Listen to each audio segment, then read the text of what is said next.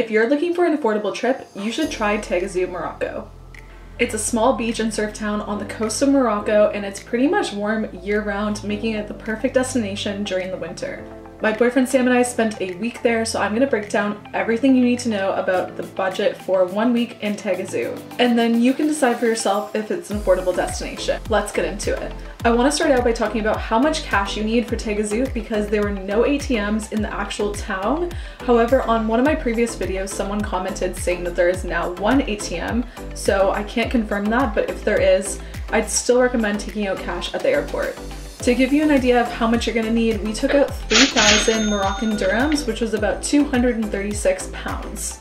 We paid for accommodation and some meals on card, but the rest was used with this cash, but I'll get into that a little bit later. Also, we had a little bit of cash left over to use at the airport when we were flying out for snacks and baggage, but once again, I'll dip into that later. If you're flying from the UK, you can get really cheap flights to Agadir, which is the closest airport to Taghazout, and I would recommend going with Wizz Air. They have really cheap flights from Gatwick. We paid around £152 for round-trip flights for 2 people plus 1 checked bag that was 10 kilos.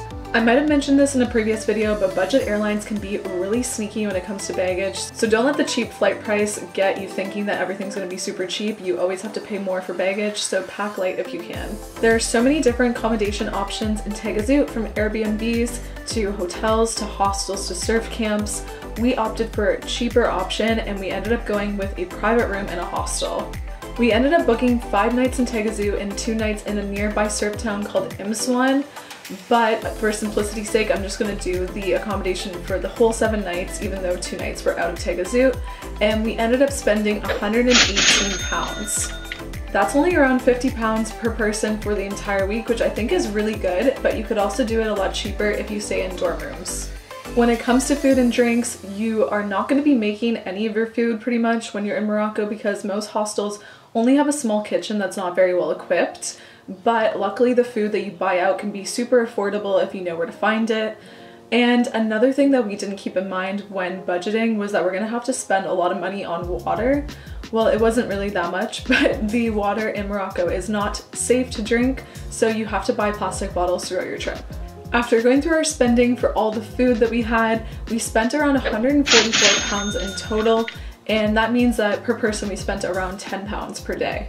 We definitely could have done this a lot cheaper had we spent more time looking for local options, and you can definitely do that. We really enjoyed the local food. It's a lot cheaper, but we kind of got dragged into all the beautiful restaurants and the ones that were along the beach, and they were amazing. So no regrets here.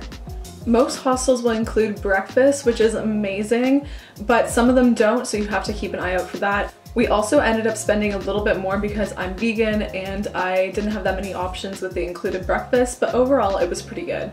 Regardless, that's pretty much what you can expect to spend for food. If you are good at eating cheap, then you can find better options and spend less, and if you want to eat out all the time, then you'll probably spend a little bit more.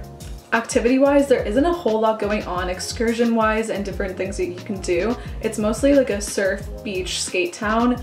So in the actual town, you're gonna be hanging out at the beach all day. You can rent skateboards, you can rent surfboards, and it's really affordable. They also have a skate park in Taghazout up a little hill, and it's a vibe every single night for sunset, so I'd definitely check that out. An optional activity that you can do while you're in Taghazout is get a hand poke tattoo by a local artist called Trash Poke. I got one from him and it came to around £43. You can get a SIM card at the airport, however we got ours in town and it was about £6 for 10 gigs of data. And lastly, when it comes to getting to and from the airport, you can get an organized shuttle through your hotel or hostel, or you can get a taxi. It's going to be around the same price. We paid 300 dirhams, which was about £23 in total, but if you split it with a few people, it's not too bad. We did that on our way to the hostel when we just found people in the airport, and on the way back we made friends with people at the hostel and got someone to split a ride with us. All in all, we spent around £139 for 2 people on these miscellaneous items. There are a few day trips you can take, but we didn't end up doing that because we wanted to save some money and just kind of hang out and get to know the actual town. But you can do sandboarding and go to this like lagoon area or waterfall, although we didn't go, so I can't really speak on that. All in all, we really loved our time in Taghazout. It was such a vibe, and it was so great to get out of the cold weather and somewhere sunny for a little bit, so I definitely recommend that you check it out. If you're wondering how much 2 people spent on flights, accommodation, food, activities in Taghazout for 1 week, we spent £559. That's around £280 per person, or around £40 per person per day. There's this website called Budget Your Trip that I use all the time to get a good idea of how expensive a country is going to be before I visit, and we were definitely above the cheap or budget range. However, we were below the mid-range, so you can definitely do it a lot pricier and kind of ball out, or you can spend less than we did and still have a really great experience.